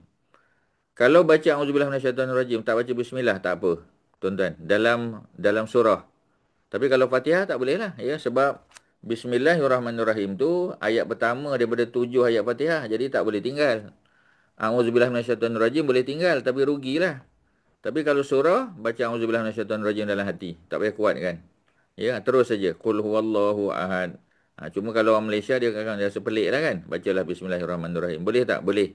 Kerana kita baca awal surah auzubillahi minasyaitonirrajim dengan bismillahirrahmanirrahim. Tapi kalau imam ambil tengah-tengah surah, ya, tak perlu baca bismillah. Ya, baca auzubillahi minasyaitonirrajim je. Ya. Sebab bila idza qara'tal Quran fasta'iz billah. Bila kamu mula baca Quran, ya, sama ada di permulaan ataupun di tengah atau di hujung, ya, fasta'iz billah, maka minta lindunglah kepada Allah. Jadi kita baca auzubillahi minasyaitonirrajim, ya, tengah-tengah, ya, kita nak baca ujung surah apa? Surah apa kita panggil? Surah At-Taubah kan? Laqad ja'akum rasulun min anfusikum. Perlu tak baca bismillah awal? Tak perlu. Baca auzubillahi minasyaitonirrajim lagi bagus. Ya, kerana ayat Quran kata, apabila kamu nak baca Quran, maka hendaklah kamu minta lindung pada Allah. Bila nak baca Quran, minta lindung. Minta lindung tu dengan lafaz auzubillahi minasyaitonirrajim. Ya. Tapi kalau nak baca bismillah, taklah salah. Cuma bismillah biasanya dibaca di awal surah. Ya, bismillah di awal surah. Ya, dalam mazhab kita Syafi'i, bismillah tu awal surah. Termasuklah Fatihah. Jadi macam itulah beza dia, tuan-tuan. Jadi kalau kita pergi mazhab berbeza, kita tengok dia cara dia pelaksanaan berbeza, janganlah kata dia salah. Ya, pasal dia mazhab lain. Ya, jadi kita kena ra'i, tuan-tuan. Pasal dunia tanpa sempadan sekarang ni, pasal kita banyak berjalan. Jadi tuan-tuan kena ada knowledge lah. Ya, supaya tak adalah canggung nanti tuan-tuan kan. Kita, apa imam ni? Ya, kita ada ni pula. Ya, kita panggil, ada suspicion. Jadi untuk mengelakkan suspicion tu tuan-tuan, ya, kita kena ada knowledge lah. Google lah sikit ya. Kita nak pergi mana contoh ya? Nak pergi ke China contoh kan. Kita type je lah ya. Mazhab apa China tu ya. Kita tu nak pergi ke mana? Nak pergi ke Yunan. Type je lah ya. Agama apa kita panggil ya? Agama Islam di Yunan contoh. Masjid-masjid di Yunan. Ya tengok. Oh, mazhab Hanafi. Imam dia tentulah orang Cina kan. Tapi Cina tu bergantung ya. Jadi kalau kita pergi kita tengok ya, tak ada baca bismillah. Ya, jangan pelik lah. Hanafi. Ya, dan Hambali memang tak baca. Ya, Maliki pun tak baca. Yang baca bismillah kuat ni tuan-tuan, Syafi'i je. Syafi'i je yang baca. Ya, yang mana betul? Semua betul. Imam Syafi'i pun betul, imam lain pun betul ya. Cuma masing-masing ada pandangan yang berbeza. Macam itulah tuan-tuan. Okey ya, kalau tak ada apa-apa kita tengok 292. Wali Muslim an Malik bin Huwairis. Malik bin Huwairis ni sahabat Nabi yang selalu riwayat tentang solat. Ya, Malik bin Al-Huwairis. Banyak ya hadis-hadis dia tentang solat. Nahwu hadis seperti mana hadis Ibni Umar. Ya, Ibnu Umar tadi mula-mula tadi. Ya, hadis 290. Ya, lakin qala hatta yuhaziya bihima ya, furu' ya uzunai. Ya, jadi hadis Abdullah bin Umar tadi kata ya tentang apa ni sembahyang separas tangan tu ya dengan bahu. Hadis Abu Muslim ya daripada Malik bin Huwairis, hadisnya lebih kurang sama juga. Ya, jadi apa hadis dia tentang apa? Tentang angkat dua tangan. Ya, sama. Tapi angkat dua tangan ada beza sikit. Dia separah dengan furu'. Furu' tu maknanya cuping. Ya, furu' ya uzunaihi. Ya, dengan daun telinga dia ataupun cuping telinga dia. Ya, itu yang ada pendapat kata sampai ujung atas telinga tu. Ya, ada yang kata separa je. Maknanya asalkan kena telinga tu. Separah dengan telinga. Sama ada ujung telinga atas. Ya, ataupun naik sikit pada bahu kita kata. Ya, sampai dia anggap ujung telinga tu di bawah ni tempat orang perempuan pakai anting-anting tu, pakai subang. Ya, asalkan kena telinga lah. Kena tu bukan kita touch tangan kita pada telinga tu. Maknanya dia sebaris, sejajar dengan telinga kita. Kalau bahu, bawah kan? Angkat sikit. Ya, macam Ustaz tunjuk ni. Ya, bahu, angkat sikit. Ya, jadi separah dengan telinga. Ataupun atas lagi, tak ada masalah lah. Asalkan dia separah dengan telinga. Sebab telinga tu panjang kan? Daripada atas, dia punya depan atas tu sampai ke bawah. Tempat orang pakai anting-anting tu. Jadi dia punya apa? Dia punya paras dia, paras telinga. Ya. Riwayat yang sahih Muslim pada waktu takbiratul ihram diperintah untuk menghadapkan tangan sejajar dengan daun telinga. Jadi jangan kita sembahyang macam ni tuan-tuan ya. Orang sembahyang Allah macam tu, macam nak tabik pula ya. Tahulah pegawai tentera kan, tapi janganlah macam tu pula tuan-tuan ya. Buka ni ya. Kita punya telapak tangan ni buka hadap ke kiblat. Ya, jangan bawah ke melentang ke kan. Maknanya buka dia tu. Hadap ke kiblat. Allahu akbar, ya. Mata tu pandang depan masa takbiratul ihram. Masa baca surah ke masa apa, barulah tengok tempat sujud. Tapi masa mula-mula tu pandang depan. Jangan mula-mula pandang tempat sujud. Pandang tempat sujud tu masa solat. Ni masa takbiratul ihram pandang depan. Allah, ya. Allahu akbar pandang depan. Lepas tu baru mata tunduk kita kata, ya. Baru tengok tempat sujud ataupun tengoklah mana-mana tempat ya supaya kita tidak nampak orang lalu lalang tu. Jadi masa mula-mula tu angkat tengok mata depan lah. Hadap ke depan kita kata, ya. Tengok Kaabah tu. Kalau kita duduk dekat depan Kaabah, nampak Kaabah tu, nampak Allahu akbar. Baru kita baca Fatihah ke apa, ya, baru kita tengok tempat sujud. Dan jangan tutup mata, ya, tutup mata makruh. Jadi solat ni tuan-tuan ya, ulama-ulama sufi macam Imam Syafi'i, Imam apa kita panggil, Imam Al-Ghazali pun kata tutup mata ni ya, sebenarnya dia bukan membawa pada khusyuk. Dia menyebabkan kita lagi melayang-layang pemikiran kita tuan-tuan. Jadi dia termasuk perkara makruh ya, kerana boleh menyebabkan kita tidak khusyuk dalam solat. Ada orang ingat bila tutup mata tu khusyuk, tak khusyuk tuan-tuan. Ya, itu bukan ustaz cakap ya, itu para ulama silam kita bagi tahu. Jadi takbiratul ihram diperintah untuk menghadapkan tangan sejajar dengan daun telinga. Wajah ya, wajib menghadapkan tangan sejajar dengan daun telinga ketika bertakbir. Kewajipan ini bersifat pilihan juga. Maknanya wajib mukhayyar. Ya, ataupun kita panggil sunat yang diberatkan. Tentulah tuan-tuan. Okey. Ya. 293 daripada Wa'il bin Hujur. Ni pun salah seorang sahabat Nabi tadi. Ya, yang banyak meriwayatkan hadis tentang solat. Tadi ya Malik bin Huwairis. Yang ini pula ya ialah Wa'il bin Hujur. Jadi Wa'il bin Hujur ya, qala sallaitu ma'an Nabi sallallahu alaihi wasallam, aku pernah solat bersama Nabi, fa wada'a yadahul yumna ala yadihil yusra. Nabi letak tangan kanan ya Nabi di atas tangan kiri. Jadi bukan tangan kiri atas ya, tangan kanan yang di atas ya. Jadi tangan kanan duduk atas tangan kiri ala sadrihi. Cuma hadis ni letak di dada. Ya, dia letak di dada. Jadi sebab tu kita tengok kadang orang semayang dia letak tangan di dada. Ya, riwayat oleh Ibnu Khuzaimah. Hadisnya sahih lah. Menerangkan cara meletakkan tangan sesudah ya takbiratul ihram. Ya, diletakkan di atas dada dengan tangan kiri di bawah tangan kanan. Wajib meletakkan tangan di atas dada sesudah takbiratul ihram. Jadi bukan wajib lah ya. Ini salah satu cara. Ya, tak mesti letak dada kan. Jadi hadisnya ada. Jadi kalau kita tengok orang letak kat dada, jangan kata dia salah. Ya, cuma kebiasaan kita dalam mazhab Syafi'i ni tak letak di dada. Ya, dia letak di atas perut. Ya, kalau mazhab Hanafi lagilah bawah pusat. Semua tu boleh tuan-tuan. Ya, semua tu ada hujah dia. Jadi kita kena berlapang dada lah ya dalam melihat ya perbezaan pendapat tu. Tuan-tuan ya. 294 daripada Ubadah bin Samit ya, sahabat Nabi orang Madinah, Ubadah bin Samit ya, sahabat Nabi yang apa kita panggil ya, yang merupakan suami kepada Ummu Haram ya, Ummu Haram. Ummu Haram tu adik-beradik dengan Ummu Sulaim. Maknanya mak saudara pada Anas bin Malik lah ya. Anas bin Malik Nabi punya pembantu ya, dia ada mak namanya Ummu Sulaim. Ummu Sulaim tu ada adik-beradik perempuan, tak tahu kakak dia ataupun adik perempuan dia, namanya Ummu Haram. Ya, masing-masing ni duduk di Quba. Nabi kalau pergi Masjid Quba pada hari Sabtu. Nabi pergi hari Sabtu. Ya, sebab tu bila kita organize umrah macam ustaz contohnya, ustaz organize umrah. Ustaz akan make sure kita sampai ya di Madinah tu tak kira lah hari apa pun. Tapi hari Sabtu mesti ada di Madinah. Pasal kita nak ambil pahala sunat pergi Masjid Quba pada hari Sabtu. Tuan-tuan nak pergi hari lain silalah. Tapi hari Sabtu tu jangan abaikan. Ya, pasal Nabi memang setiap minggu pergi hari Sabtu. Ya, itu penting belajar sirah, belajar hadis ni tuan-tuan, supaya kita dapat buat apa yang Nabi buat. Ya, jadi kadang-kadang kita pergi kursus umrah ya, kadang-kadang yang organize umrah pun tak peduli. Kita tanya Madinah hari apa?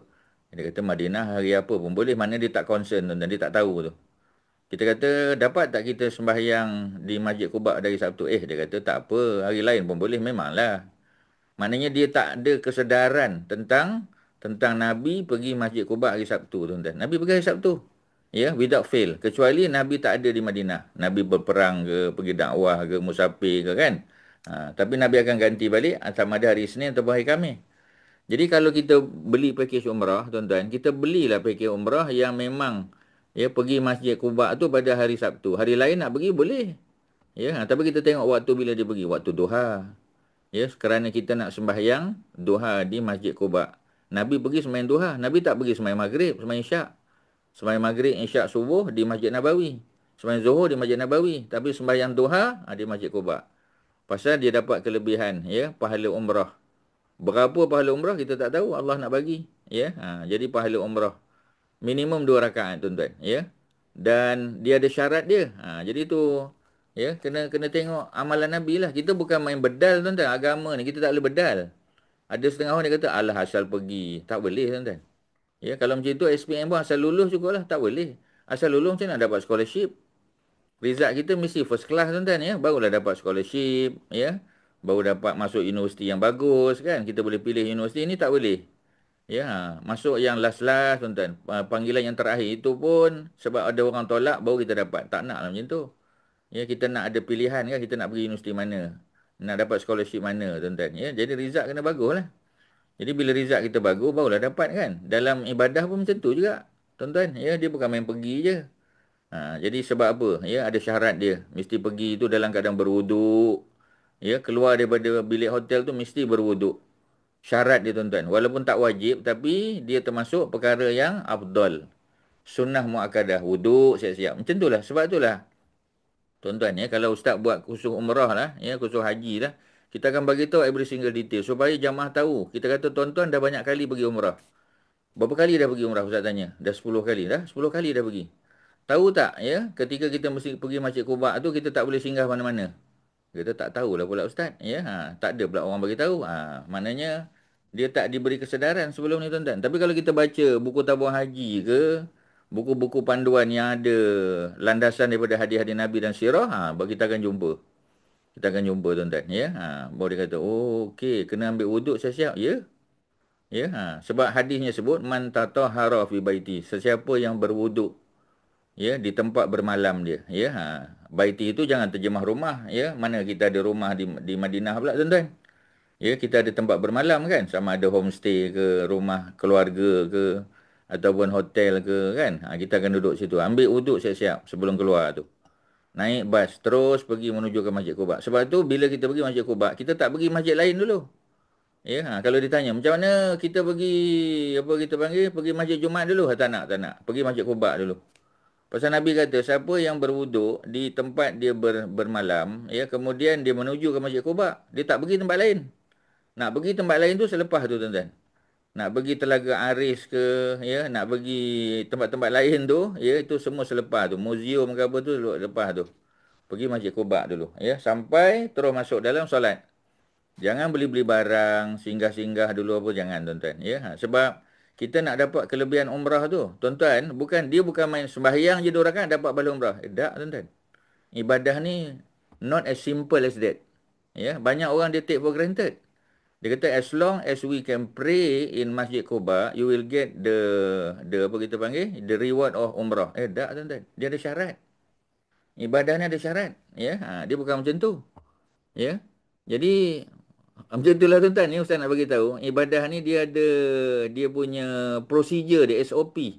So you have to strictly follow the SOP in order to get the reward. Yeah. But if you do not follow the SOP, how can you get the reward, tuan-tuan? Impossible to get the reward. Yeah. If you get the reward, mungkin reward kecil lah. Tak dapat reward sempurna, tak dapat A, tuan-tuan. Tak boleh, tuan-tuan. Dalam hidup ni kita kena nak dapat A. Ustaz selalu sebut, ya tuan-tuan. Dalam kerja pun nak dapat A. Tuan-tuan nak bisnes kan mesti nak untung. Untung bukan kecil, mesti untung besar kan. Ibadah pun sama lah, tuan-tuan. Pasal kita nak masuk Jannatul Naim. Ya, mana syurga yang penuh dengan nikmat. Of course, Jannatul Firdaus lah, tuan-tuan kan. Tapi maksudnya syurga yang penuh dengan nikmat. Ya, mudah-mudahan Firdaus lah kan. Walaupun mungkin kita rasa kita tak layak, tapi kita go for it lah, tuan-tuan, ya. Kita kena pergi. Kita kena aiming for the best. Aiming for the best. Macam tu, tuan-tuan. Tapi untuk aiming for the best, ibadah kita pun kena the best. Kalau ibadah kita tak the best, macam mana tuan-tuan nak dapat yang the best? Tak boleh, tuan-tuan. Ya, tu cerita dia. Ada soalan? Silakan. Ada apa-apa? Ya, Kak Nap, ada apa? Haji Mak Syah, Dr. Syari. Apa-apa nak tanya? Syarin, ada apa? Ya. Kak Mariatun, Kak Wan, Kak Masyitah. Ya, ada apa, tuan-tuan? Kita dah duduk di ujung ni, ya. Kalau tuan-tuan nak tanya, silakan. Tak ada, ya. Ubadah bin Samit, qala Rasul sallallahu alaihi wasallam, la salata liman lam yaqra bi ummil Quran. Tidak ada solat bagi orang yang tidak membaca Ummul Quran Fatihah. Tuan-tuan, ya. Ini mazhab kita Syafi'i. Imam baca Fatihah, kita amin, lepas tu kita kena baca Fatihah. Mazhab Hambali pun sama. Mazhab Hanafi tak payah, tuan-tuan. Sebab tu kalau tuan-tuan pergi Masjid India, tuan-tuan sembahyang Maghrib Isyak, tuan-tuan akan tahu. Bila imam waladdallin amin kan. Bila amin tu kita pun apa? Ya, kita pun baca Fatihah. Ya, India sebelah tu dia dengar je, tuan-tuan. Dia dah gelisah dah, tuan-tuan, ya. Pasal apa orang ni baca Fatihah? Sebab dia mazhab Hanafi, bila imam baca Fatihah kuat, kita tak perlu baca Fatihah, kita dengar je. Imam baca Fatihah kita dengar, kita aminkan, lepas tu imam baca surah pun kita dengar. Tak perlu baca Fatihah. Itu mazhab Hanafi. Ya, tapi bila masuk rakaat ketiga Maghrib, ya, rakaat ketiga, imam tak baca kuat Fatihah, barulah makmum baca Fatihah.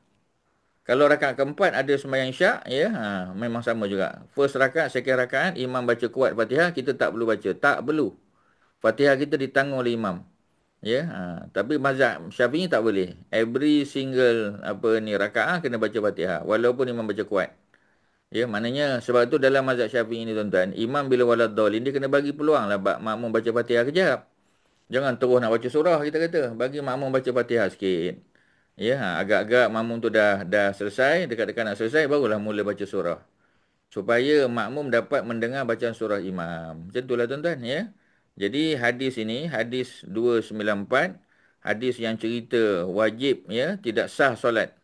Jadi dalam mazhab kita, Syafi'i dan Hambali, tidak sah solat. Kalau dalam mazhab Hanafi, tidak sempurna solat. Tidak sempurna tu, ya, maknanya disempurnakan oleh imam lah. Sebab tu dia kena sembahyang berjamaah kan. Supaya imam dapat baca Fatihah untuk kita. Rakaat ketiga, Maghrib, rakaat ketiga dan keempat Isyak, ya, imam tak baca kuat. Baru kita baca Fatihah. Macam itulah, tuan-tuan. Jadi hadis ini diterima oleh semua mazhab, tetapi interpretasinya berbeza. Ya, hadis riwayat Bukhari dan Muslim, ya, hadisnya sah, ya, hadisnya sahih, orang yang akan diperintah, orang yang solat diperintah untuk membaca Fatihah. Baca Fatihah pada waktu solat adalah wajib setiap rakaat walaupun imam baca kuat. Okey, ada apa soalan, tuan-tuan? Ya, benda-benda biasa je tuan-tuan. Tapi tuan-tuan kena tanya. Ya, sebab mungkin tuan-tuan pernah jumpa orang baca lain macam kan. Jadi ada pengalaman, tanyalah tuan-tuan. Kalau ada lah. Ada apa-apa? Ustaz, Cak Wan ni. Ya. Kalau katalah imam tu mazhab lain, kita ikut dia, tapi kita baca macam kita solat ikut mazhab Syafi'i lah ya. Hmm.